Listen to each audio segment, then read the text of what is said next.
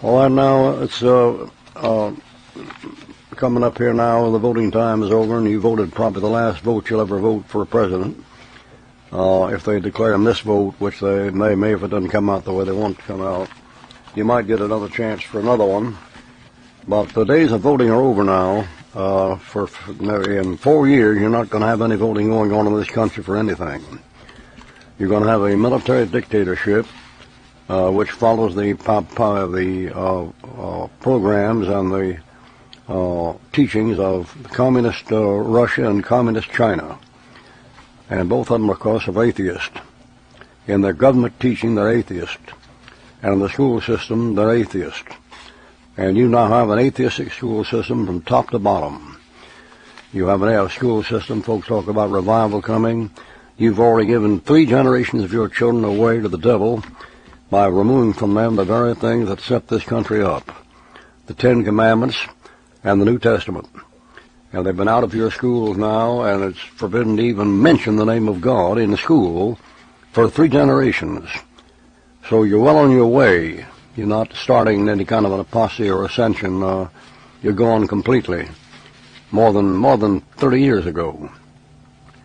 And so, while you have a chance to put out the Word of God and study the Word of God, you better do it, because in less than I would guess now, in less than 2 years, you're going to have a number of what we call executive orders. That's how Stalin and Mao Zedong did it, and that's how Fidel Castro did it, and that's how Hitler did it. And the executive orders mean that one man gives the order, and then with the military behind him as head of the army, chief of staff, and commander-in-chief, then he backs it up with weapons. And he declares an emergency where martial law has to be installed to keep the mobs from tearing things all to pieces. And then you're on an absolute military dictatorship until the Lord comes.